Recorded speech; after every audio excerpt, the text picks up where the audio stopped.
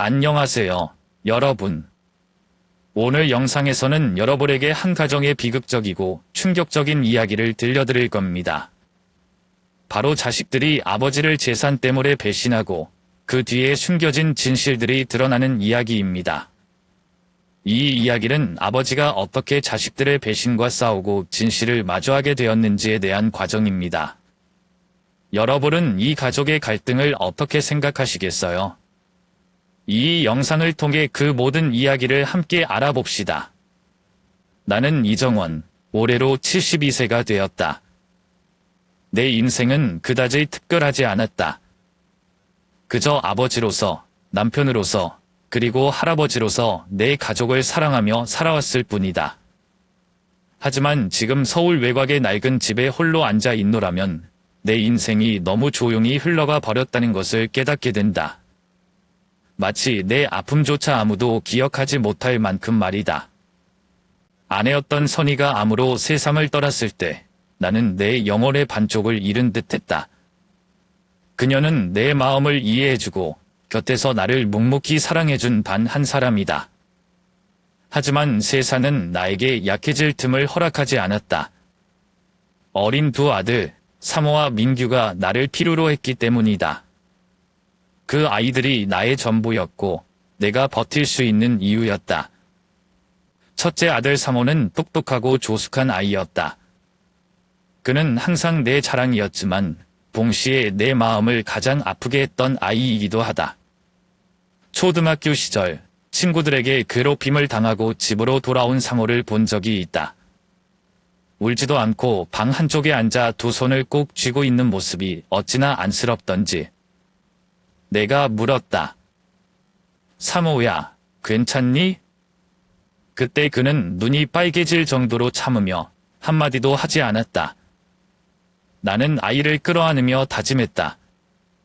이 아이를 다시는 혼자 아프게 두지 않겠다고. 둘째 민규는 형과는 정반대였다. 그는 내성적이고 겁이 많은 아이였다. 어느 날 자전거를 타다가 넘어져 무릎이 찢어졌던 일이 있었다. 피가 흐르는데도 울지 않고 꾹 참는 모습을 보고 나는 안쓰러운 마음에 그를 등에 업었다. 민규야, 항상 강해질 필요는 없단다. 울고 싶으면 울어도 괜찮아. 그 말을 듣자마자 그는 크게 울음을 터뜨렸다. 그 소리가 내 가슴을 찢는 듯 아팠지만 한편으론 안도했다. 적어도 그는 나를 의지할 줄 아는 아이였으니까. 아이들이 커가면서 각자의 삶을 꾸리게 되었다. 사몰은 이제 성공한 사업가가 되었지만 너무 바빠서 집에 들르는 일이 거의 없다. 민규는 초등학교 선생님으로 소박하게 살고 있지만 어딘가 모르게 마음 한구석에 슬픔을 간직한 것 같다다. 민규야, 무슨 일이 있니? 내가 물으면 그는 웃으며 대답한다. 아니에요, 아버지. 괜찮아요. 아이들에게 서운한 마음은 없다. 다만 때때로 외로움이 밀려온다. 그들이 성장했고 나는 부모로서 최선을 다했다고 스스로를 위로하지만 깊은 밤 적막한 순간에는 참아왔던 눈물이 흐를 때도 있다. 나는 선희가 그립고 가족이 함께였던 그 시절이 그립다. 그리고 문득 궁금해진다. 과연 아이들은 내가 그들을 위해 얼마나 많은 것을 희생했는지 기억이나 할까? 지금 이 집, 오래된 사진들, 그리고 선희가 가꾸던 작은 정원은 내게 여전히 생생한 기억이다. 하지만 그 기억은 오로지 나의 것이다. 한 번은 상호에게 내 엄마가 처음으로 이 꽃들을 심었던 날에 대한 이야기를 해주었을 때 그는 그저 무심한 미소만 지었다. 마치 그 이야기가 더는 그의 상관은 상관없다는 듯이. 나는 아이들이 항상 내 곁에 있기를 바라는 것은 아니다. 다만 언젠가 한 번이라도 내가 이 오래된 이야기를 들려줄 기회를 가질 수 있기를 바란다. 나 없이는 이 이야기들도 모두 사라질 테니까. 그렇게 내 삶의 아픔도 아무도 기억하지 못한 채 잊혀져 가겠지. 하지만 인생이 늘 이야기를 꺼내고 기억을 나눌 기회를 주는 것은 아니다. 이것을 가장 뼈저리게 느낀 건 어느 겨울 오후, 상호가 오랜만에 집에 왔을 때였다. 그날 나는 상호가 좋아하던 김치찌개를 정성껏 준비했다. 아내 선희와 함께 젊은 시절 자주 만들던 음식이었다. 상호가 맛있게 먹는 모습을 볼 때마다 세상의 모든 고단함이 녹아내리는 것 같다. 하지만 이번엔 달랐다. 상호는 식탁에 앉아 휴대폰을 꺼내 들었고 내게 말을 걸었지만 눈은 화면에 고정되어 있었다. 내가 엄마가 이 찌개를 참 잘 만들었지 라고 말했을 때 그는 건성으로 웃으며 이렇게 대답했다. 아버지, 요즘은 못 사 먹을 음식이 없잖아요. 나는 아무 말도 하지 못한 채 마음이 무거워졌다. 그의 태도가 섭섭해서가 아니었다. 내가 느낀 것은 우리 사이의 거리였다. 그것은 단순히 세월의 간극이 아니었다. 그의 세상은 바쁘고 빠르며 현대적이었고 나의 세상은 소소한 이야기와 추억으로 가득했다. 나는 문득 생각했다. 과연 상호는 내가 그에게 전하고 싶은 마음을 진심으로 느낄 수 있을까? 민규는 반면 매주 주말에 전화를 걸어 안부를 묻곤 했다. 그러나 그의 목소리에는 항상 알 수 없는 슬픔이 배어 있었다. 한 번은 민규가 집에 와서 나와 함께 뒤뜰로 나가 정원을 손질한 적이 있었다. 그는 어머니가 심었던 꽃을 바라보며 한숨을 내쉬었다. 아버지, 저는 항상 엄마가 소중히 여겼던 것들을 잘 지키지 못한 것 같아요. 나는 그의 어깨를 다독이며 부드럽게 말했다. 민규야, 내 엄마는 내가 추억 때문에 짐을 짊어지길 원하지 않았을 거야. 엄마는 그저 내가 행복하길 바랐단다.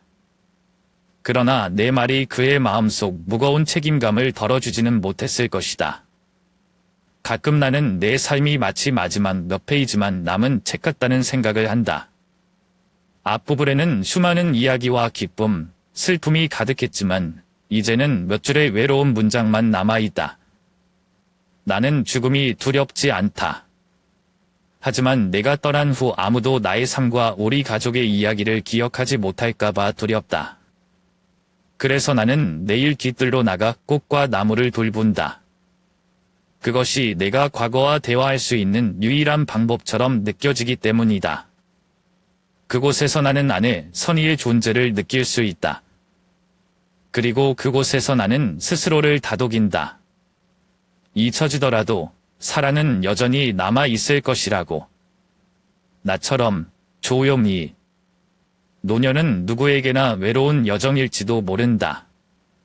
하지만 내가 사랑했던 사람들, 내 가족으로부터 오는 외로움은 결코 상상조차 하지 못했다. 평생을 가족을 위해 살아왔고 많은 것을 바라지 않았다. 단지 조금의 온기와 이해만을 원했을 뿐이다. 그러나 인생은 항상 우리의 바람대로 흘러가지는 않는다. 그날 아침은 쌀쌀했지만 하늘이 맑았다. 오랜만에 상호가 집에 들렀다. 바빠 보였지만 웃으며 내 옆에 앉아 이렇게 말했다. 아버지, 이제는 아버지 자신을 위해 시간을 좀 써보세요. 평생 열심히 살아오셨잖아요. 그래서 이번에 아버지를 위해 외곽에 있는 고급 요양센터에 예약을 했어요. 조용하고 음식도 좋고 내일 의사가 건강을 봐주는 곳이에요. 그 말을 들었을 때 마음 한구석이 따뜻해지는 것을 느꼈다. 바쁜 와중에도 내 건강을 생각해주는 상호의 마음이 고마웠다. 상호는 심지어 차까지 준비해 주었다. 나는 몇 벌의 옷을 챙기고 익숙한 우리 집을 잠시 돌아보며 생각했다. 가끔은 이런 변화도 나쁘지 않겠지. 하지만 도착하자마자 이상한 불안감이 밀려왔다. 상호가 말한 요양센터는 실제로는 고급 양로원이었던 것이다. 상호가 말했던 대로 조용하긴 했지만 어딘가 차갑고 쓸쓸한 느낌이 들었다. 안내 데스크 직원은 프로페셔널한 미소로 나를 맞이했지만 내가 상호를 물었을 때 그녀는 말 대신 한 장의 편지를 내밀었다. 아드님께서 이걸 전해드리라고 하셨어요. 나는 그 편지를 열었다. 익숙한 상어의 글씨체로 짧은 문장이 적혀 있었다. 아버지, 여기가 아버지께 가장 좋은 곳일 거라고 생각했어요. 여기서 더 좋은 돌봄을 받으실 수 있을 거예요. 자주 찾아뵙지 못해 죄송합니다. 상어 드림. 그 순간 나는 멍하니 서 있었다. 마치 세상이 무너져 내리는 것 같다. 이번 여행이 단지 짧은 휴식이라고 생각했다. 상어가 나를 위해 특별히 신경 써준 거라 믿었는데 결국 나를 이곳에 남겨두려는 의도였던 것이다. 머릿속이 수백 가지 질문으로 가득 찼다. 내가 아이에게 짐이 된 걸까? 내가 무엇을 잘못했기에 이런 결과를 맞게 된 걸까? 나는 손이 떨리는 것을 느끼며 편지를 접었다. 어린 시절 상어를 품에 안고 위로하던 기억들, 학비를 마련하려고 밤새 일했던 순간들, 그리고 나를 영웅이라 부르며 웃던 상어의 모습들이 머릿속을 휘감았다. 지금 이 순간 그 모든 기억이 너무나도 아득하게 느껴졌다. 나는 안내 데스크를 다시 바라보며 침착하게 물었다. 전화 한 통만 할 수 있을까요? 그러나 직원은 미안하다는 표정으로 양로원의 정책상 외부와 자유롭게 연락할 수 없다고 설명했다. 나는 마치 사방이 막힌 벽 안에 갇힌 것 같은 기분이 들었다. 이곳의 차가운 벽들만이 아니라 내 마음 깊은 곳의 실망감과 상처에 갇힌 느낌이었다. 앞으로 무엇을 해야 할지 알 수 없었지만 분명히 하나는 알고 있었다. 내 인생이 이렇게 끝날 수는 없다는 것을. 나는 낡은 시설의 로비에 서서 손에 쥔 상어의 쪽지를 바라보았다. 아버지, 저희는 더 이상 아버지를 돌볼 수 없습니다. 여기를 아버지의 마지막 안식처로 생각해 주세요. 상어의 이 말이 머릿속에서 울려 퍼졌다. 나는 믿고 싶지 않았다. 내가 알던 상어가 이런 말을 할 수 있을 리 없다고 생각했지만 쪽지에 적힌 그의 글씨는 명백했다. 주변을 둘러보니 이곳은 상어가 말했던 고급 요양원이 아니었다. 오래되고 버려진 양로원이었을 뿐이다. 관리하는 사람도 다른 노인도 없는 텅 빈 공간에서 나는 얼어붙은 듯 서 있었다. 나는 비틀거리며 복도를 걸었다. 벽은 군데군데 금이 가 있었고 창문에는 먼지가 가득 쌓여 있었다. 문 하나를 열어보니 오래된 침대와 낡은 의자가 보였다. 침대에는 먼지가 쌓여 있었고 방 안에는 한기만이 가득했다. 나는 의자에 앉아 머리를 감싸 쥐었다. 어쩌다가 내 삶이 이렇게 되었을까? 어린 상어가 내게 했던 말이 떠올랐다. 아버지, 제가 커서 돈을 많이 벌면 아버지를 편하게 해드릴게요. 그 말을 들었을 때 나는 웃으며 그의 머리를 쓰다듬었다. 아이의 순진한 약속이라고 생각했지만 지금 그 말이 너무나도 씁쓸하게 느껴졌다. 그 약속이 결국 이런 식으로 끝나버릴 줄 누가 알았겠는가? 또 다른 기억이 떠올랐다.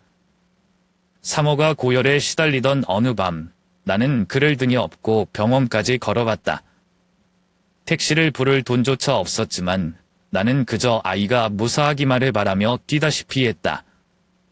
병원에서 의사가 괜찮아질 겁니다 라고 말했을 때 나는 안도의 눈물을 흘렸다. 그때의 상어는 내가 무엇이든 해줄 수 있는 세상에서 가장 강한 사람처럼 보였을지도 모른다. 하지만 지금은 모든 것이 너무 멀게만 느껴졌다. 갑자기 작은 소리가 들려나는 고개를 들었다. 복도를 둘러봤지만 아무도 없었다. 창문 사이로 들어온 바람이 문을 흔들었을 뿐이었다.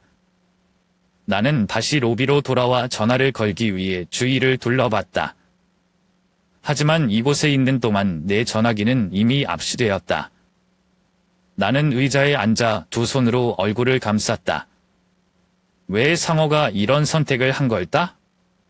상어의 마지막 말이 다시 떠올랐다. 아버지, 저는 더 이상 아버지를 돌볼 수 없습니다. 저도 가족이 있고 제 일도 있습니다. 이 방법이 우리 모두를 위해 가장 좋은 선택이에요. 그때 나는 대꾸하지 못하고 고개만 끄덕였다. 상호를 믿고 싶었기 때문이다. 하지만 이제야 나는 깨달았다. 그의 말은 단순한 변명이 아니라 나를 포기하겠다는 선언이었다. 민규가 떠올랐다. 아마도 이 일에 대해 알지 못할 것이다. 민규는 주말마다 빠지지 않고 전화를 걸어 안부를 묻곤 했다. 어느 날 민규가 내게 말한 적이 있다. 아버지, 저는 아무리 바빠도 아버지를 잃고 싶지 않아요. 그때 나는 미소 지으며 대답했지만 지금 그 말이 떠오를 때마다 눈물이 나올 것 같다. 민규에게 연락하고 싶었지만 지금은 그마저도 불가능했다. 나는 그저 민규가 내 실종을 알아차리고 나를 찾아주길 바랐다. 나는 다시금 방 안의 차가운 공기를 느끼며 깊은 절망 속에 빠졌다. 혹시 나와 같은 노인들이 모두 이런 식으로 버려지는 걸까? 이곳에서 아무도 돌보지 않는 채로 남겨진다면 나의 마지막은 어떻게 될까? 하지만 한 가지 생각이 내 마음속에서 희미하게 피어올랐다. 아니, 이렇게 끝낼 수는 없어. 상호가 나를 포기했을지 몰라도 나는 나 자신을 포기하지 않을 거야. 나는 천천히 자리에서 일어났다. 이곳이 아무리 차갑고 흑령하다 해도 나는 아직 내 삶을 포기할 수 없었다. 앞으로 무엇을 해야 할지 모르겠지만 적어도 내 이야기를 여기서 끝낼 수는 없었다. 나는 낡은 시설의 로비에 서서 손에 쥔 상호의 쪽지를 바라보았다. 아버지, 저희는 더 이상 아버지를 돌볼 수 없습니다. 여기를 아버지의 마지막 안식처로 생각해 주세요. 상호의 이 말이 머릿속에서 울려 퍼졌다. 나는 믿고 싶지 않았다. 내가 알던 상호가 이런 말을 할 수 있을 리 없다고 생각했지만 쪽지에 적힌 그의 글씨는 명백했다. 주변을 둘러보니 이곳은 상호가 말했던 고급 요양원이 아니었다. 오래되고 버려진 양로원이었을 뿐이다.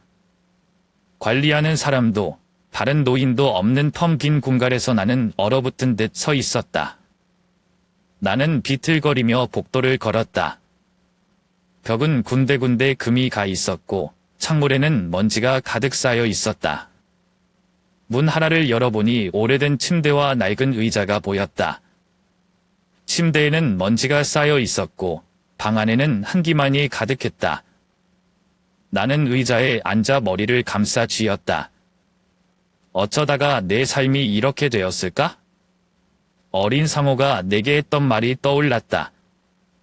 아버지, 제가 커서 돈을 많이 벌면 아버지를 편하게 해드릴게요. 그 말을 들었을 때 나는 웃으며 그의 머리를 쓰다듬었다. 아이의 순진한 약속이라고 생각했지만 지금 그 말이 너무나도 씁쓸하게 느껴졌다. 그 약속이 결국 이런 식으로 끝나버릴 줄 누가 알았겠는가? 또 다른 기억이 떠올랐다. 상호가 고열에 시달리던 어느 밤, 나는 그를 등에 업고 병원까지 걸어갔다. 택시를 부를 돈조차 없었지만 나는 그저 아이가 무사하기만을 바라며 뛰다시피 했다.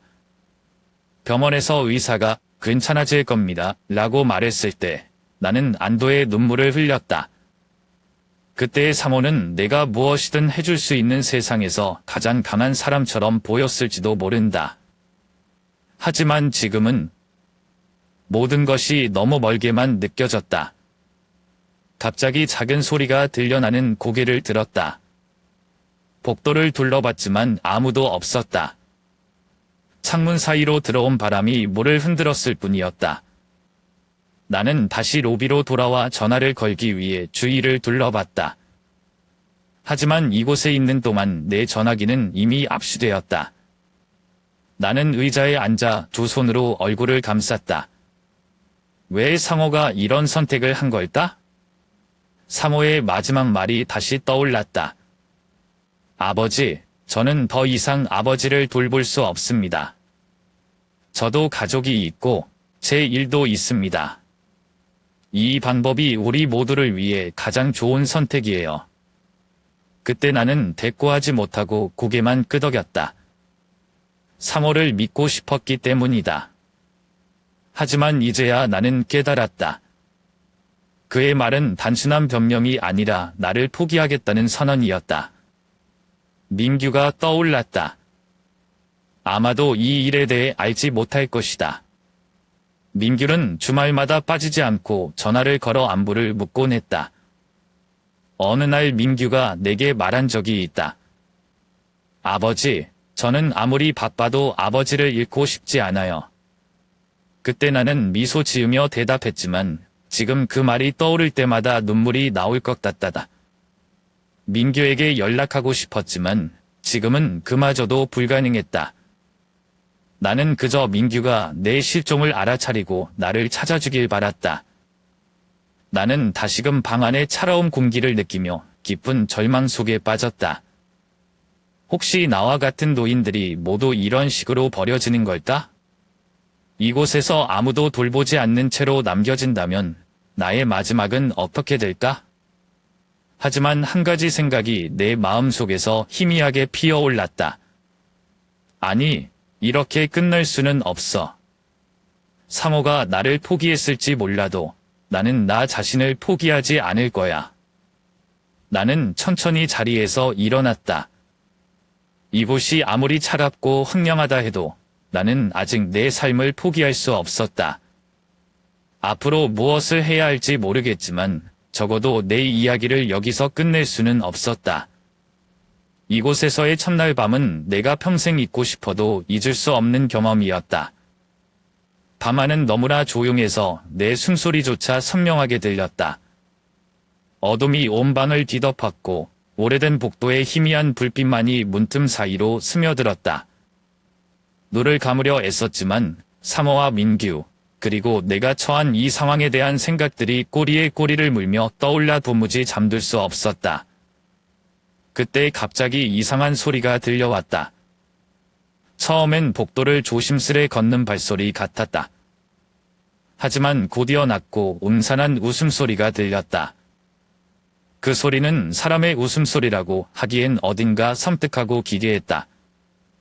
나는 깜짝 놀라 앉아 심장이 요동치는 소리를 들으며 귀를 기울였다.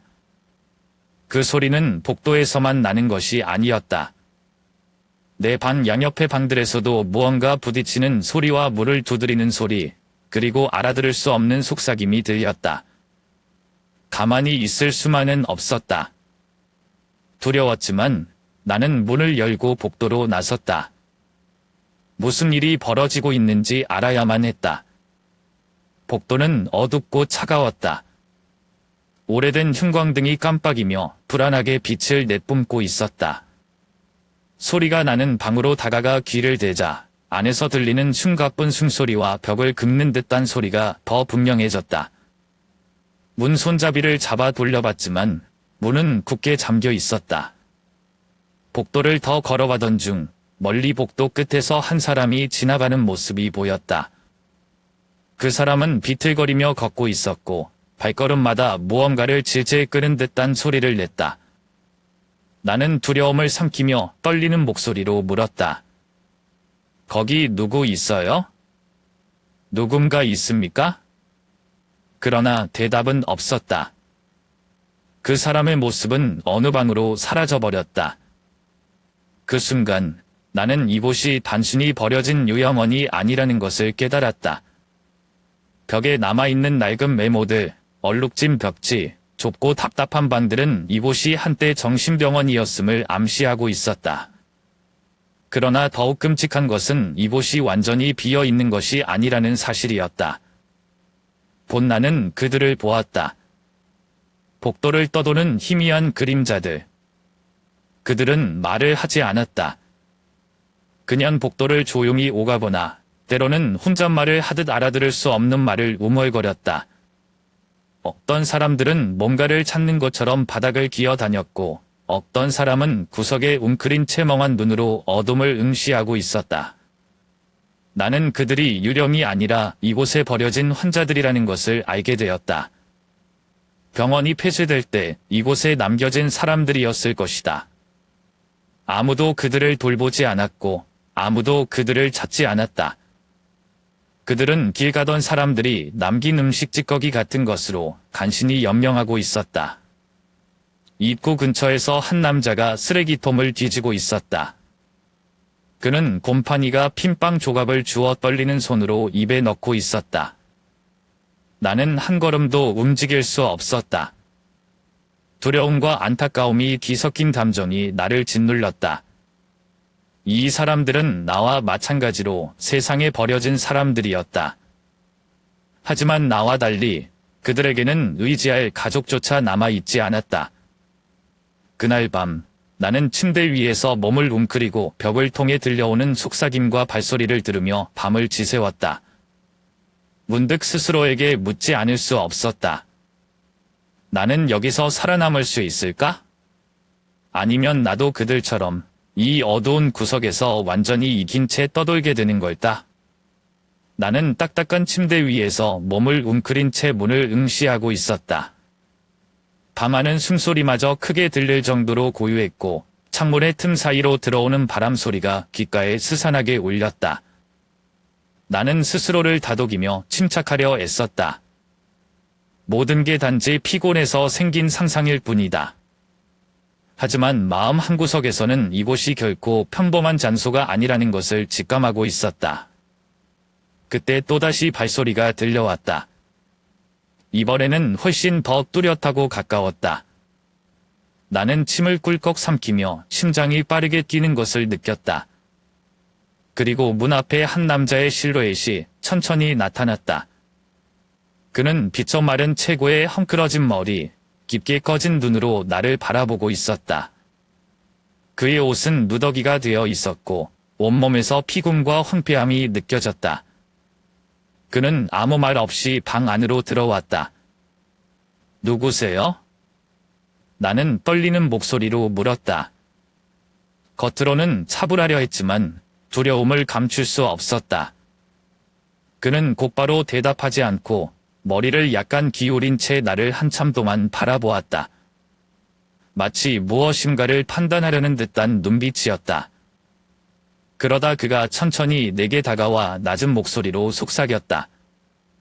당신이 다음 차례예요. 그 한마디가 내 온몸에 소름을 돋게 했다. 마치 차가운 칼날이 내 등을 긋는 듯한 느낌이었다. 나는 온몸이 얼어붙은 채 그의 말을 되새겼다. 별표, 다음 차례, 별표라니, 그게 무슨 뜻일까? 물어보고 싶었지만 입이 떨어지지 않았다. 대신 두려움과 혼란스러운 생각들이 내 머릿속을 가득 채웠다. 이곳에서 도대체 무슨 일이 일어난 걸까? 나는 무엇에 휘말린 걸까? 그는 한 발짝 뒤로 물러나 나를 계속 응시했다. 그리고 잠시 후 다시 입을 열었다. 그들은 항상 새로운 사람이 필요해요. 그의 목소리는 마치 먼 곳에서 울려오는 메아리 같았다. 그는 말을 마치고 천천히 돌아서더니 복도로 사라졌다. 그의 발소리는 점점 멀어졌고 나는 그저 멍하니 그의 뒷모습을 바라볼 수밖에 없었다. 나는 침대에 앉은 채 꼼짝도 하지 못했다. 숨소리가 거칠어졌고 가슴은 두려움으로 가득 찼다. 그의 말이 머릿속에서 반복되었다. 별표, 다음 차례, 별표라는 말의 의미는 무엇일까? 그들이란 도대체 누구이며 나는 무엇을 당하게 되는 걸까? 공포와 절망이 나를 사로잡았다. 지금껏 경험해본 적 없는 두려움이었다. 이곳에서 나에게 무슨 일이 일어날지 상상조차 할 수 없었다. 밤은 길고 나는 그 어둠 속에서 홀로 두려움과 싸워야 했다. 나는 더 이상 두려움에 갇혀 있을 수 없었다. 이곳, 어둠 속을 떠도는 그림자들과 소름 끼치는 속삭임이 내 정신과 체력을 모두 갉아먹고 있었다. 이 상황에서 벗어나는 방법을 찾아야 했다. 나는 긴 복도를 따라가며 주변을 뒤지기 시작했다. 무언가 탈출에 도움이 될 만한 것을 찾기를 바라며 오래된 폐허처럼 보이는 방 한구석에서 나는 버려진 쓰레기 더미 속에서 낡은 휴대전화를 발견했다. 겉은 긁혀 있고 케이스는 금이 가 있었지만 내 손에는 희미한 희망이 스쳤다. 나는 떨리는 손으로 전원을 켜보았고 놀랍게도 휴대전화는 여전히 약간의 배터리가 남아 있었다. 나는 곧장 전화번호부를 확인했지만 저장된 번호는 하나도 없었다. 사모에게 전화를 걸어봤지만 연결되지 않았다. 민규에게도 시도했지만 역시나 신호가 잡히지 않았다. 실패할 때마다 가슴 속의 희망이 점점 사라졌다. 그러다 문득 한 이름이 떠올랐다. 지윤. 지윤은 예전에 우리 집에서 일하던 사람이었다. 사모와 민규가 어릴 때 그녀는 정말 헌신적이고 성실하게 일했으며 우리 가족을 아끼고 사랑하던 사람이었다. 비록 몇 년 동안 연락을 하지 않았지만 나는 이상하게도 그녀의 전화번호를 기억하고 있었다. 그것은 아마도 나이 든 사람의 고집스러운 기억력 덕분이었을 것이다. 나는 간절한 마음으로 번호를 눌렀다. 몇 번의 신호음 끝에 익숙한 목소리가 들려왔다. 여보세요? 누구시죠? 순간 나는 말을 잃었다. 가슴이 두근거렸다. 떨리는 목소리로 겨우 입을 열었다. 지윤아, 나야. 정원 아저씨야. 갑작스럽게 전화해서 미안하다만 내가 지금 아주 큰 도움이 필요해서. 잠시 침묵이 흐르더니 그녀의 목소리가 조심스럽게 물었다. 정원 아저씨? 정말 오랜만이에요. 무슨 일이세요? 지금 괜찮으신 거죠? 나는 더 이상 감정을 억누를 수 없었다. 목소리가 떨리며 모든 상황을 털어놓았다. 지윤아, 내가 지금 정말 끔찍한 곳에 있어. 사모가 나를 여기로 데려오면서 좋은 휴양시설이라고 했는데 사실은 버려진 요양원이야. 여긴 버려진 사람들로 가득해. 나도 어떻게 해야 할지 모르겠다. 내가 좀 도와줄 수 있겠니?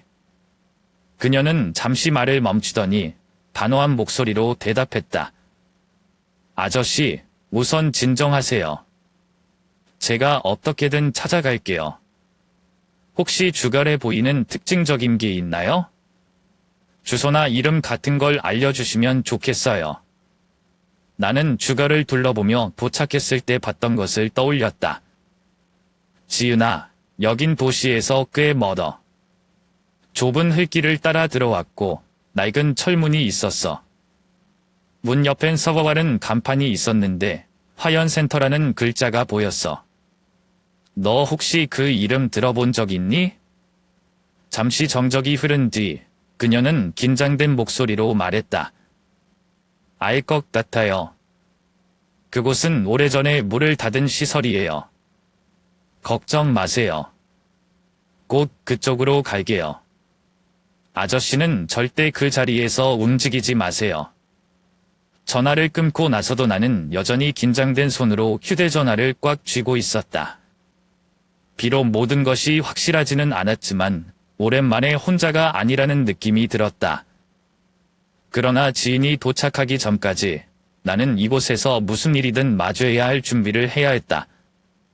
이곳의 어둠과 비밀은 아직 끝나지 않았음을 직감했다. 지은이 도착했을 때 나는 어둠 속에서 마침내 한 줄기 빛을 발견한 기분이었다. 그녀는 걱정스러운 표정을 띠고 있었지만 단호한 눈빛으로 나를 바라보며 말없이 내 곁에 섰다.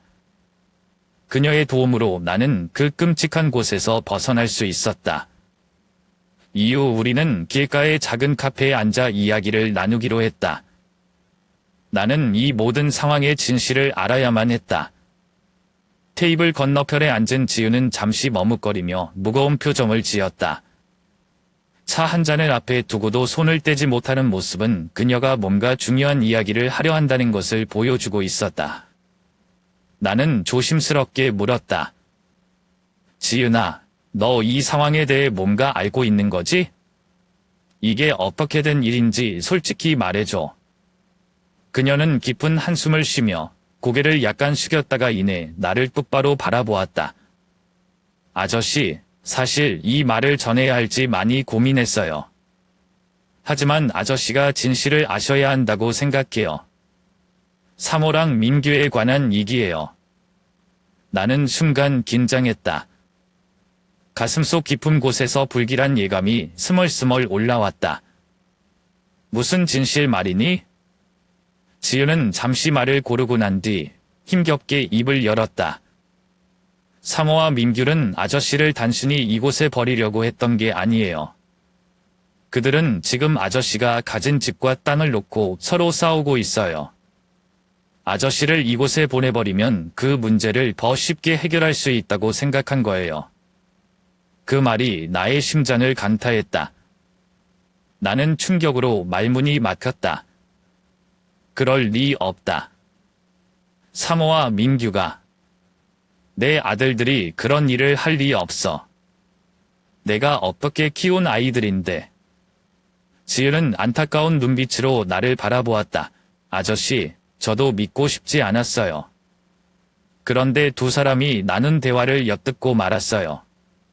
사모는 집을 팔아서 빚을 갚으려고 했고, 민규는 집을 지켜서 본인의 미래를 위해 쓰고 싶어 했어요. 서로 의견이 맞지 않자 결국 아저씨를 이곳으로 보내는 걸 선택한 거예요. 나는 믿을 수 없는 마음으로 머리를 감싸 쥐었다. 내가 평생을 바쳐 지켜온 집과 땅이 단순히 돈으로 치부되다니.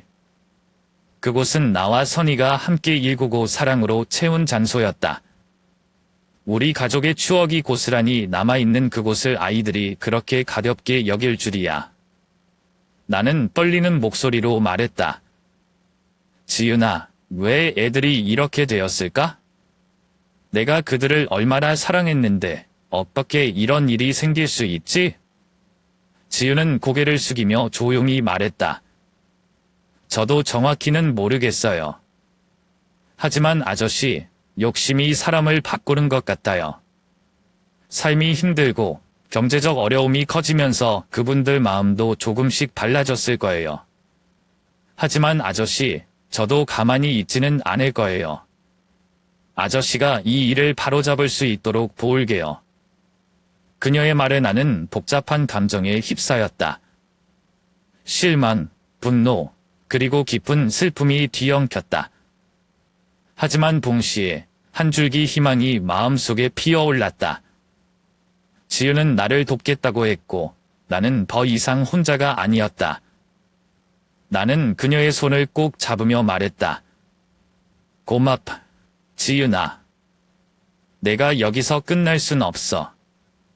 내가 평생을 바쳐 지켜온 이 집과 가족의 추억을 포기할 수는 없다. 내가 싸울 거야. 이건 내 집이고 아무도 그것을 망가뜨리게 두지 않을 거야. 작은 카페의 테이블에 앉아 지은과 마주보고 있었다. 그녀가 전한 사실들로 인해 내 머릿속은 이미 혼란스러웠지만 그녀의 다음 말은 나를 더욱 절망으로 몰아넣었다.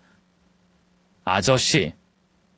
지은은 잠시 머뭇거리다 입을 열었다. 사실 상호랑 민규는 단순히 아저씨를 여기에 버리는 것만이 아니었어요. 그분들은 아저씨의 재산을 차지하려고 아저씨가 정신적으로 문제가 있다는 서류를 위조했어요.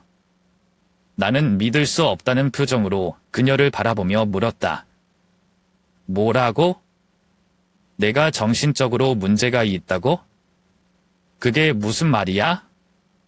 그게 사실이라면 왜 그런 짓을 한 거지? 지은은 고개를 숙였다가 결심한 듯 나를 똑바로 바라보며 말했다. 상호와 민규는 병원에서 의사를 매수해서 아저씨가 치매 진단을 받은 것처럼 서류를 위조했어요. 그리고 그걸 법원에 제출해서 아저씨의 재산을 통제할 권리를 가지려고 했어요. 지금은 모든 절차를 진행 중이에요. 그 말을 들은 순간 내 손은 떨리기 시작했다. 어떻게 내 아들들이 그럴 수 있단 말이냐? 내가 그들을 위해 얼마나 많은 걸 희생했는데 어떻게 나를 이렇게 대할 수 있어? 나는 말문이 막히고 머릿속은 과거로 가득 찼다. 그들이 어렸을 때 나는 그들이 원하는 모든 걸 채워주기 위해 밤낮 없이 일했다. 그들의 학비를 대고 먹을 것을 마련하고 집안의 모든 책임을 짊어졌었다. 그런데 이제 그들은 내가 무능력하다고 거짓말을 만들어 내 모든 것을 빼앗으려 하고 있었다. 지은은 나를 안타깝게 바라보며 말했다. 아저씨, 저도 믿고 싶지 않았어요. 하지만 그들이 서로 다투는 걸 들었을 때 이 모든 게 사실이라는 걸 알게 됐어요. 사모는 집을 팔아서 빚을 갚으려고 했고 민규는 집을 지켜서 자신의 미래를 위해 투자하려고 했어요. 둘 다 아저씨가 방해된다고 생각한 거예요. 나는 깊은 한숨을 쉬며 머리를 감싸 쥐었다.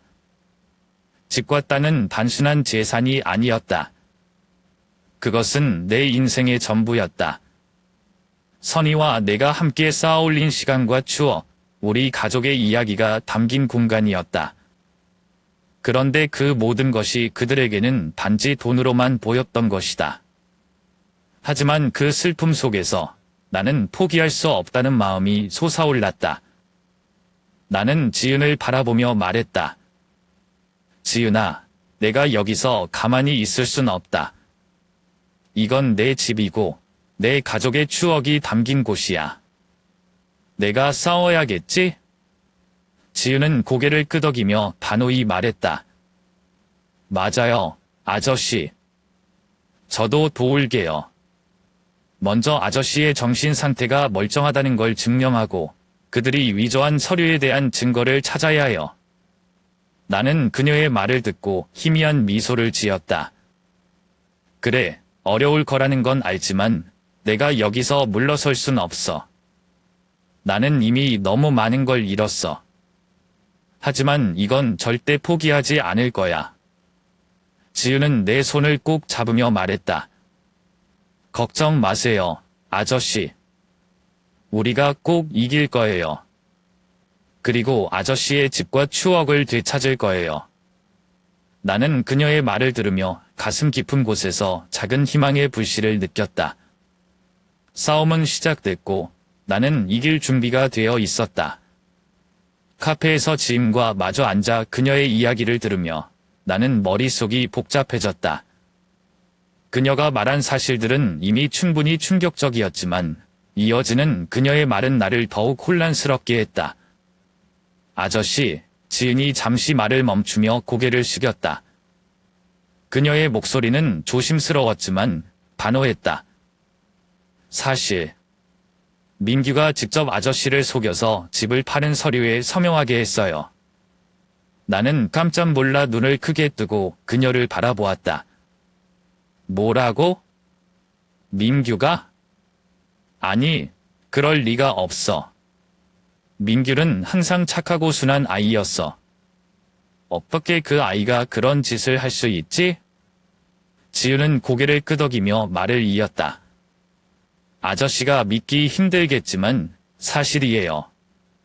민규는 아저씨께 그 서류가 건강관리계약서라고 말했어요. 하지만 실제로는 집을 매각하는 계약서였어요. 지금은 법적 절차만 남겨두고 있는 상태예요. 그 말을 들은 순간 머릿속에 떠오른 기억들이 나를 강타했다. 며칠 전, 아니 어쩌면 몇 주 전일지도 모른다.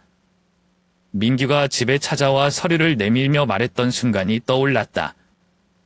아버지, 그는 따뜻한 미소를 지으며 말했다. 이건 건강관리계약서예요. 아버지가 서명만 하시면 앞으로도 좋은 돌봄을 받으실 수 있어요. 그 말을 듣고 나는 아무 의심도 하지 않았다. 민규가 나를 속일 것이라는 생각은 꿈에도 하지 못했다. 나는 그의 말에 따라 서류에 서명했었다. 그 순간이 이렇게 나를 배신으로 몰아넣을 줄은 몰랐다. 나는 머리를 감싸 쥐고 중얼거렸다. 나는 몰랐어. 전혀 의심하지도 않았어. 지은이 내 손을 잡으며 차분히 말했다. 아저씨, 이건 아저씨의 잘못이 아니에요. 그분들이 아저씨의 신뢰와 사랑을 악용한 거예요. 하지만 이제부터는 강해지셔야 해요. 우리는 이 상황을 되돌릴 방법을 찾아야 해요. 제가 꼭 도울게요. 지은의 말은 나에게 작은 위로가 되었지만 내 마음 깊은 곳의 배신감과 상처는 쉽게 사라지지 않았다. 내가 평생을 바쳐 키운 자식이 나를 이렇게 대하다니. 민규는 내가 가장 사랑하고 믿었던 아들이었다. 하지만 지금은 그 믿음이 산산조각이 났다. 나는 잠시 침묵한 뒤 고개를 들고 지은을 바라보았다. 고맙다, 지은아. 하지만 나는 여기서 물러설 수 없어. 내가 평생을 바쳐 쌓아 올린 집과 땅은 단순한 재산이 아니야. 그것은 내 인생과 추억의 일부야. 그리고 나는 그것을 절대 포기하지 않을 거야. 지은은 단호하게 고개를 끄덕이며 말했다. 맞아요, 아저씨.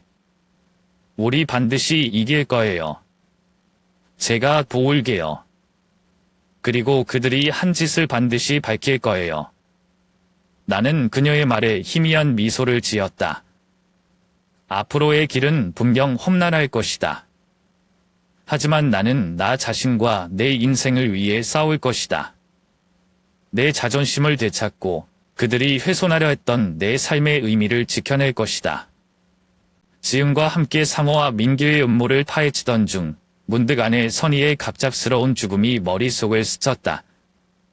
몇 년 전 그녀는 심장마비로 세상을 떠났고 나는 그녀의 곁에 있어주지 못했다는 죄책감을 지금까지도 안고 살아왔다.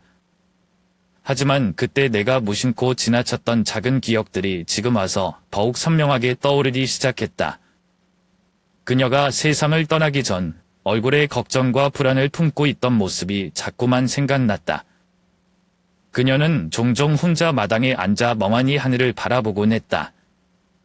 내가 걱정스러운 눈빛으로 묻곤 했다. 상호는 괜찮니? 무슨 얘기라도 하고 싶은 게 있는 것 같다? 그녀는 잠시 망설이다가 힘겹게 미소를 지으며 말했다.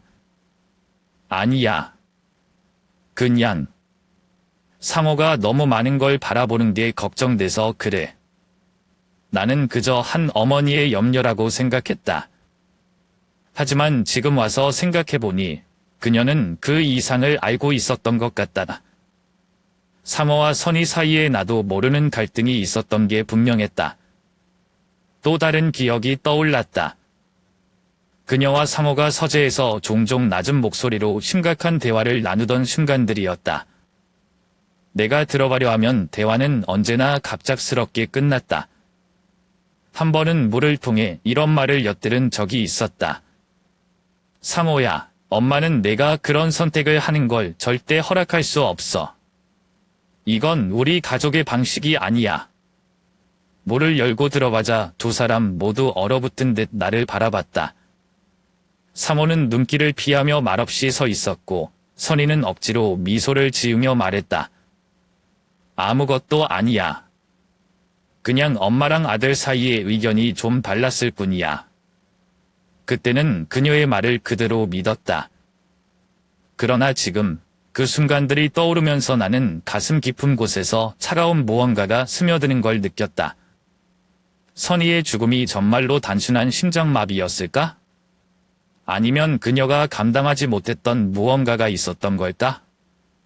나는 그동안 그녀의 고통을 알아차리지 못했던 나 자신이 원망스러워. 나는 지은을 바라보며 물었다. 지은아, 상호와 선희 사이에 무슨 일이 있었는지 알고 있니? 내가 떠올리는 몇 가지가 있는데 뭔가 단순한 일이 아니었던 것 같다. 지은은 잠시 머뭇거리더니 고개를 저으며 대답했다. 정확히는 모르지만 전에 한 번 상호와 어머님이 재산 문제로 크게 다투셨다는 얘기를 들은 적 있어요. 하지만 자세한 건 알지 못해요. 그 말을 듣자 마음속에 묵직한 불덩이가 내려앉는 기분이었다. 떠오르는 흐릿한 기억들과 상호의 지금 행동이 점점 맞물리며 하나의 그림이 그려지기 시작했다. 나는 확실히 알 수는 없지만 선희의 죽음 뒤에 숨겨진 비밀이 지금 우리가 마주하고 있는 상황과 깊이 연결되어 있다는 강한 의심이 들었다. 나는 깊은 한숨을 내쉬며 스스로에게 되뇌었다. 선희가 알고 있었던 진실이 무엇이었을까? 그 진실이 오늘날의 비극을 불러온 것일까? 아내의 죽음에 대한 진실이 이렇게 잔인할 줄은 상상조차 하지 못했다. 지은이 전해준 이야기는 나를 충격에 빠뜨렸을 뿐만 아니라 깊은 죄책감과 고통을 다시 끌어올렸다. 아저씨, 지은이 조심스럽고 낮은 목소리로 말했다. 이 말은 정말 하기 힘들지만 아저씨는 알아야 할 것 같아요. 어머님께서 돌아가신 이유가 단순한 사고가 아닐 수도 있어요. 상호와 관련이 있을 가능성이 있어요. 나는 믿을 수 없다는 듯 얼어붙었다. 뭐라고? 상호? 그게 무슨 소리야? 상호는 자기 엄마잖아. 어떻게 상호가 그 일과 관련될 수 있지? 지은은 고개를 숙이며 잠시 망설이다가 말을 이었다. 이건 이웃들 사이에서 들은 이야기인데요. 어머님께서 돌아가시기 전에 상호가 빚을 갚기 위해 땅을 팔라고 어머님을 설득하려 했다고 해요. 하지만 어머님이 강하게 거절하셨고 그날 크게 다툰 일이 있었다고 해요. 그날 어머님께서 쓰러지신 거라고 들었어요. 그 말은 내 가슴을 찢는 듯한 고통으로 다가왔다. 나는 그날 선희를 마지막으로 보았던 순간을 떠올렸다. 그녀는 무척 지쳐 보였고 얼굴엔 걱정과 피로가 가득했다. 내가 무슨 일이 있느냐고 물었을 때 그녀는 고개를 저으며 아무렇지 않다고만 말했다. 그게 우리가 마지막으로 나눈 대화였다. 흐릿한 기억들이 머릿속을 스쳐 지나갔다. 그녀와 상호가 서재에서 심각한 얼굴로 다투던 장면들. 나는 단순히 모자 사이의 의견 충돌이라 생각하고 넘겼었다. 하지만 지금 와서 돌이켜보니 그 다툼이 단순한 의견 차이가 아니었음을 깨달았다. 나는 떨리는 목소리로 지은에게 물었다. 지은아, 상호와 선희 사이에 무슨 일이 있었던 거니? 나는 아무것도 몰랐어. 정말로 그들이 그런 다툼을 했던 거니? 지은은 잠시 머뭇거리다 고개를 끄덕이며 대답했다. 정확한 내용은 모르지만 이웃들이 어머님과 상호가 그날 크게 다퉜다고 했어요. 어머님이 끝까지 상호의 요구를 거절하셨고 다툼이 커졌다고 들었어요. 나는 말을 잃고 멍하니 앉아 있었다. 상호가 정말 어머니와 다툼을 벌였고 그것이 그녀의 죽음과 관련이 있다면 이 모든 상황이 믿기 어려울 만큼 잔인했다. 상호는 내가 평생을 바쳐 키운 아들이었다. 그런데 그 아들이 어머니와 이런 비극적인 사건에 얽혀 있다니. 나는 손을 꽉 쥐며 힘겹게 말했다. 지은아, 내가 이 일을 그냥 넘어갈 수는 없다. 만약 정말로 상호가 관련되어 있다면 나는 진실을 알아야 한다. 선희에게도 나 자신에게도 그것이 옳은 일이야. 지은은 결연한 표정으로 고개를 끄덕였다. 아저씨, 제가 도와드릴게요.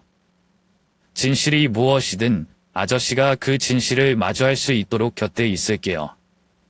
나는 창밖을 바라보았다. 차가운 공기가 내 얼굴에 스치는 것 같다. 진실은 이제 나를 피할 수 없는 폭풍처럼 다가오고 있었다. 하지만 나는 도망칠 수 없었다. 설령 그 진실이 얼마나 고통스럽더라도 나는 그것을 마주해야만 했다. 나는 결코 이렇게 끝날 수 없었다. 내 삶을, 내 추억을, 그리고 선의를 지키기 위해서라도 나는 이곳에서 벗어나야 했다. 어둡고 차가운 그 장소에서 하루하루를 보내며 깨달았다. 나를 이렇게 두고 간 두 아들과 마주해야 한다는 것을.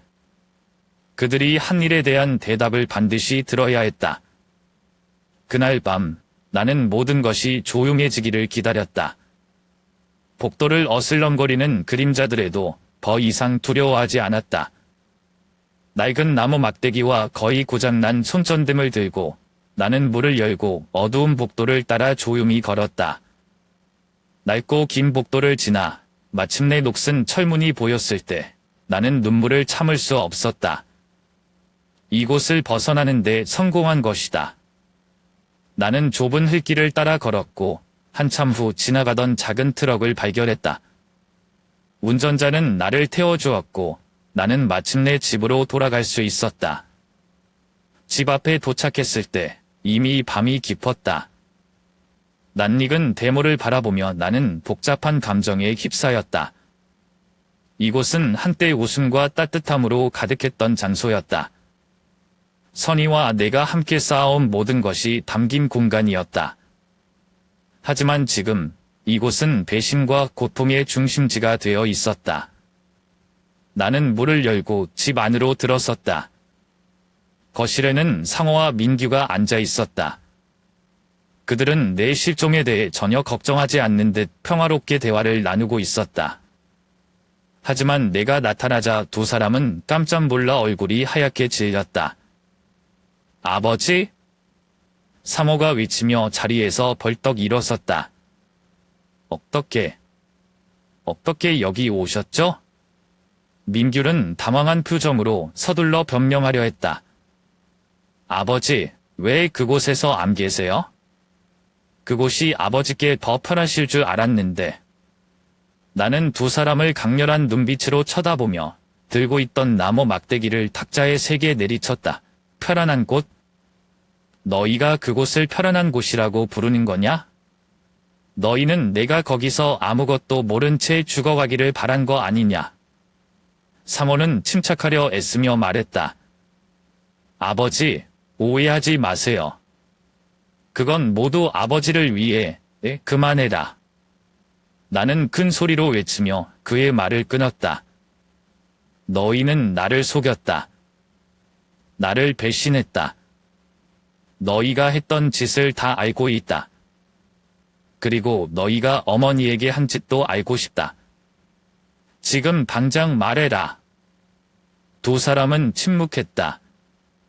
사모와 민규는 서로를 바라보다 고개를 숙였다. 민규가 조심스럽게 입을 열었다.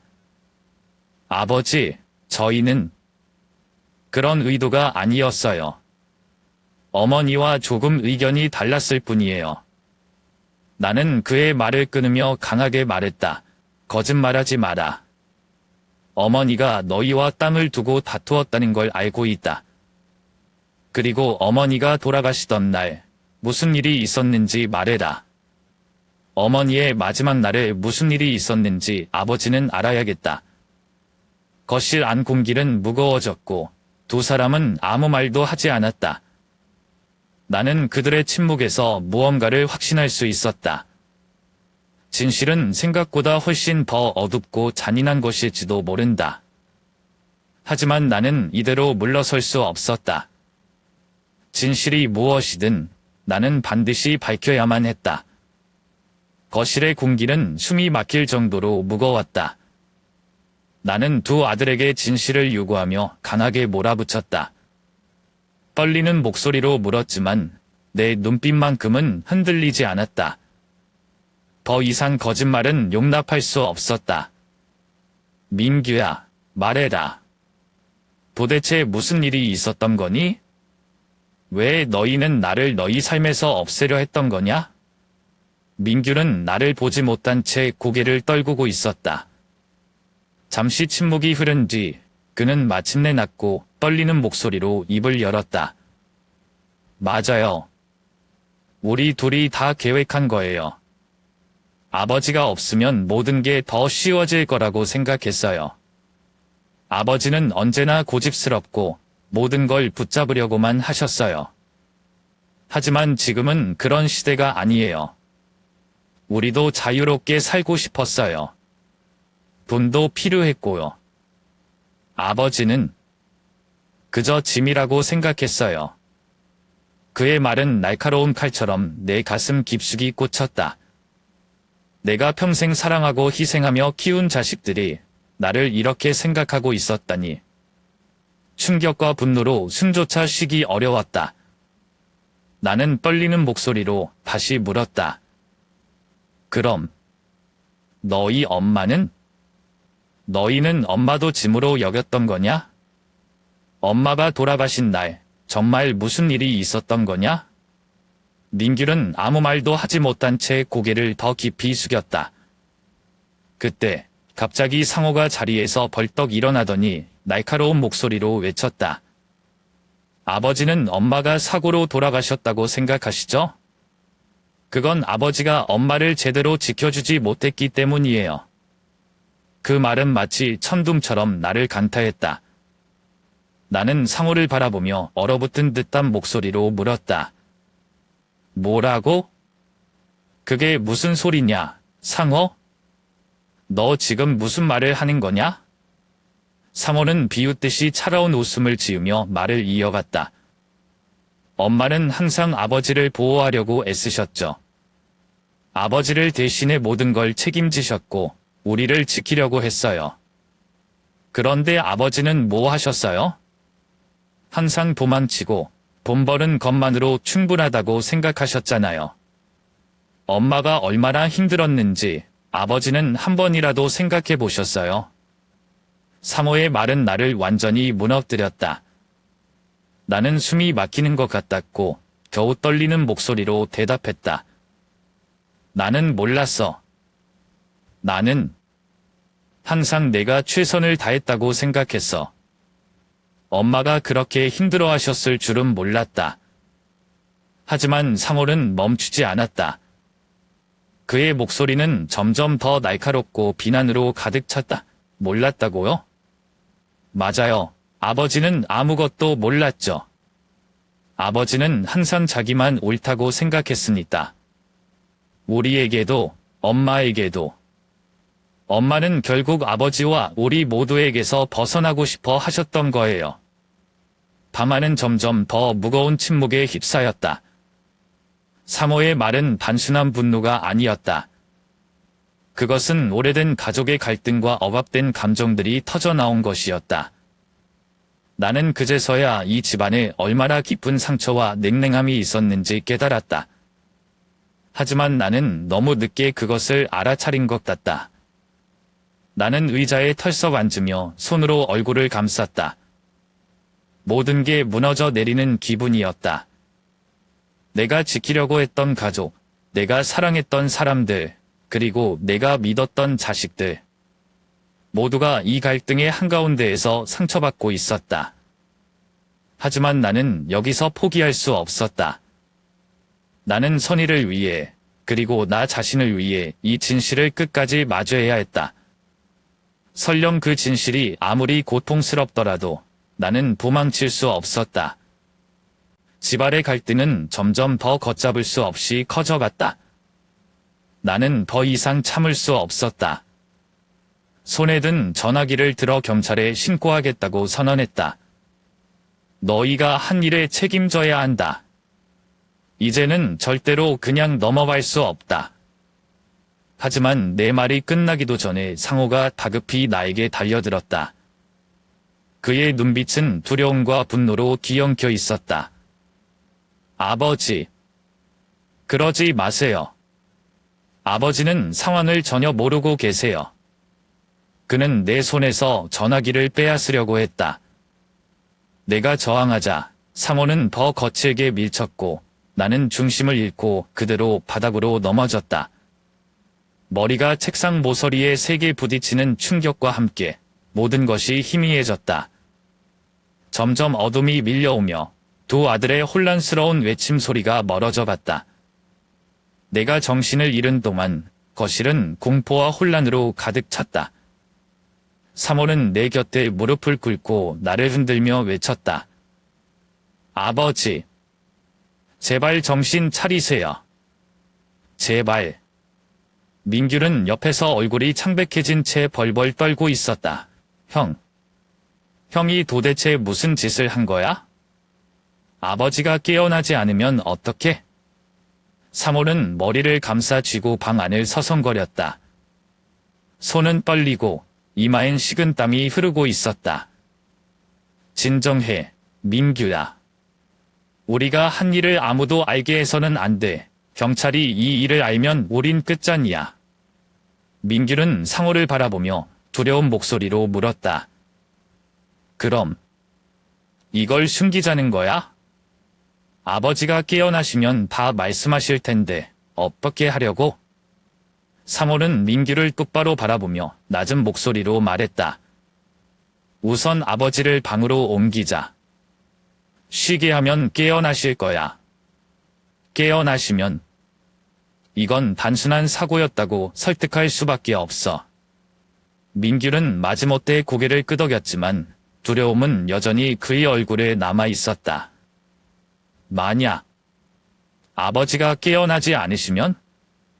그 순간 방 아래 공기는 얼어붙었다. 사모는 아무 대답도 하지 못한 채 민규를 바라보았다. 두 사람의 침묵 속에는 서로 다른 두려움이 자리 잡고 있었다. 한쪽은 자신의 잘못이 드러날까 두려워했고, 다른 한쪽은 진실을 마주하는 것이 두려웠다. 어둠 속에서 나는 의식이 희미하게 돌아오는 것을 느꼈다. 머리가 욱신거렸고 눈을 뜨려고 애썼지만 쉽지 않았다. 그러나 희미한 의식 속에서 두 아들의 대화가 어렴풋이 들려왔다. 어떡하지? 아버지가 이 일을 알게 되면 우린 끝장이야. 아버지가 깨어나시면 우리가 이걸 어떻게 설명할 수 있을까? 그들의 떨리는 목소리를 들으며 나는 고통보다 더 큰 실망감을 느꼈다. 내가 평생을 바쳐 키운 아이들, 내가 가장 사랑했던 이들이 나를 보호하기는커녕 자신의 이익을 위해 진실을 숨기려 하고 있었다. 하지만 나는 이렇게 끝낼 수 없었다. 비록 몸이 무겁고 정신이 혼미했지만 나는 반드시 깨어나야 한다고 다짐했다. 이 이야기는 나의 침묵 속에서 끝날 수 없었다. 내가 살아있는 한 진실을 밝히고 이 가족의 어두운 그늘과 마주해야 했다. 모든 것이 끝난 것처럼 보였다. 나는 바닥에 쓰러져 의식을 잃은 채 희미한 의식의 조각만을 붙잡고 있었다. 그런 와중에 문 밖에서 다급한 발소리가 들려왔고 곧 익숙한 목소리가 울렸다. 정원 아저씨, 괜찮으세요? 지은이었다. 지은은 황급히 방 안으로 들어왔고 바닥에 쓰러져 있는 나와 혼란스러워하는 상호, 민규를 보고 한눈에 사태를 파악했다. 그녀의 얼굴엔 놀라움과 분노가 가득했다. 상호 씨, 민규 씨, 대체 여기서 무슨 일이 있었던 거예요? 아저씨께 무슨 짓을 한 거예요? 상호는 당황한 표정으로 변명했다. 아니에요. 그건 사고였어요.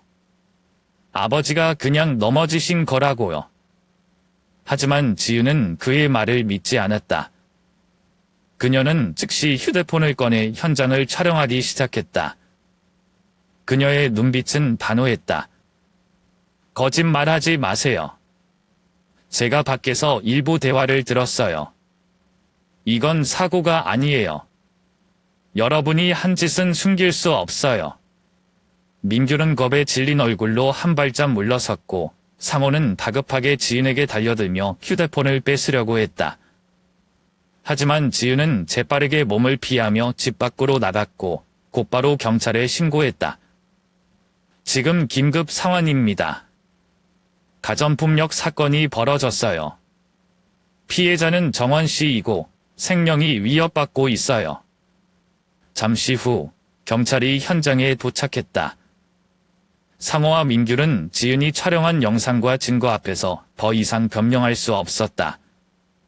경찰은 나를 병원으로 이송하고 두 사람을 수갑을 채워 연행해 갔다. 병원에서 눈을 떴을 때 가장 먼저 보인 것은 지은의 얼굴이었다. 그녀는 여전히 걱정스러운 눈빛으로 내 곁을 지키고 있었다. 내가 몸을 일으키려 하자 그녀는 서둘러 말렸다. 아저씨, 괜찮으세요? 이제 안심하세요. 제가 경찰에 신고했어요. 상호 씨와 민규 씨는 이제 자신들이 한 일에 책임을 져야 할 거예요. 나는 잠시 말을 잇지 못했다. 머릿속은 복잡한 감정으로 가득했다. 진실이 드러난 것에 안도하면서도 내가 그렇게 사랑했던 두 아들이 법의 심판을 받게 된다는 사실이 가슴을 아프게 했다. 지은아, 정말 고맙다. 너 없었으면 일이 어디까지 더 나빠졌을지 모르겠다. 지윤은 내 손을 잡으며 위로하듯 말했다. 아저씨, 이건 필요한 일이었어요. 그들은 반드시 책임을 져야 하고 아저씨도 다시 일어나셔야 해요. 선희 아주머니가 남기신 기억을 위해서라도요. 나는 천천히 고개를 끄덕였다. 마음 한편은 여전히 무거웠지만 이제는 받아들여야 한다는 것을 알았다. 이 가족은 지금 이 순간에 완전히 무너져 버렸다. 하지만 어쩌면 진실이 밝혀진 이 순간이 새로운 시작일지도 모른다. 진실과 정의를 바탕으로 다시 나를 되찾는 첫걸음이 될 것이다. 나는 내 시간이 얼마 남지 않았음을 알고 있었다. 몸은 점점 약해졌지만 내 마음은 아직도 해야 할 일로 가득 차 있었다. 병실에 누워 지난 날을 돌아보며 떠오른 것은 내가 저지른 실수들, 가족의 배신, 그리고 무엇보다도 나를 구해준 지윤에 대한 고마움이었다. 그녀는 내가 진정한 가족의 의미를 깨닫게 해준 사람이었다. 어느 아침, 부드러운 햇살이 병실 창문을 통해 들어왔을 때 나는 결심했다. 나의 마지막 말을 적어 지윤에게 전해야겠다고. 내 손은 떨렸고 한 글자 한 글자 쓰는 것이 힘들었지만 나는 그녀에게 전하고 싶은 진심을 글로 남겼다. 사랑하는 지윤아. 내가 이 편지를 읽을 때쯤 나는 이 세상에 없을지도 모른다. 하지만 알아줬으면 한다. 내 남은 생의 마지막 순간에 나는 가족의 진정한 의미를 깨달았다. 그리고 그 의미는 바로 너를 통해 배운 것이었다. 가족이란 혈연이 아니라 내가 약하고 쓰러질 때에도 등을 돌리지 않는 사람들이라는 걸 너는 나에게 가르쳐줬다. 너는 나를 구했을 뿐만 아니라 차가운 세상 속에서도 따뜻함과 진심이 여전히 존재한다는 것을 느끼게 해줬다. 부탁이 있다. 너 자신에게 부끄럽지 않은 삶을 살아라. 내가 원하는 행복을 찾아가고 내가 바라는 가족을 만들어라. 너는 내 진정한 가족이다. 우리는 같은 피를 나누지 않았지만 내 마음은 언제나 너를 향해 있었다. 너의 선함을 잃지 마라. 비록 세상이 그것을 충분히 인정하지 않을지라도 너의 따뜻함은 한 사람의 인생을 바꿀 수 있다. 나처럼 말이다. 그리고 나는 확신한다. 너는 앞으로도 더 많은 삶을 바꿀 것이다. 사랑과 감사의 마음을 담아. 정원 아저씨. 나는 편지를 접어 봉투에 넣고 간호사에게 내가 떠난 후 지윤에게 전해달라고 부탁했다. 그녀는 화려한 말을 필요로 하지 않을 것이다. 하지만 이 글이 내가 그녀에게 하고 싶은 모든 말을 대신해 줄 것이라 믿었다.